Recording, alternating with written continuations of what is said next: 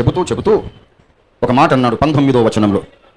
కాబట్టి అన్య జనులలో నుండి దేవుని వైపు తిరుగుచున్న వారిని మనం ఏం చేయొద్దు, కష్టపెట్టొద్దు.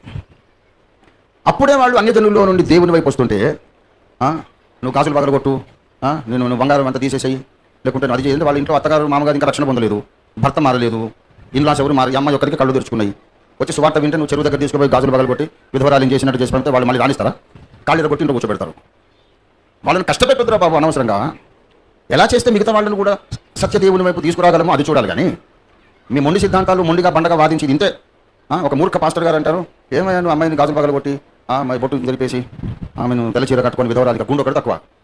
అట్లా చేస్తే భర్త గారికి ఇష్టం లేదు కదా, కన్విన్స్ చేసుకోవాలి కదా, అమ్మాయిని అంత రిస్క్లో పెడుతున్నావు అంటే ఆయన అంటాడు, అదే నన్ను అట్లా మాట్లాడతారు, దేవుడు ముఖ్యమా భర్త ముఖ్యమా, రక్షణ ముఖ్యమా భర్త ముఖ్యమా అంటారు.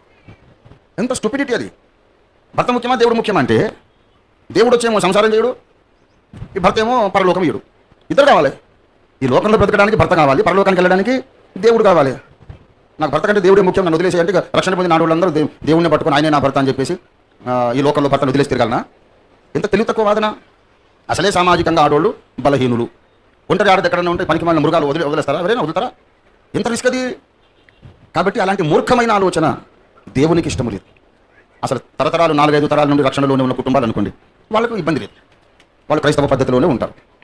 కానీ ఇప్పుడే కొత్తగా అటు ఇటు అందరూ కూడా అన్యులే. ఈమె తల్లిగారింటి వైపు, అత్తగారింటి వైపు అంతా అన్యులే. ఈమె ఒక్కదానికి కళ్ళు వెలిగించబడ్డాయి.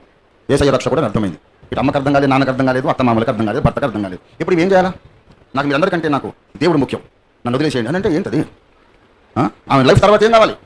బాధ్యతగా ఆలోచించాలి. అన్య జనులలో నుండి దేవుని వైపు తిరుగుతున్న వారిని మనం ఏం చేయొద్దు, కష్టపెట్టొద్దు. బీ కన్సిడరేట్ అన్నారు. దేవునికి స్తోత్రం కలుగు.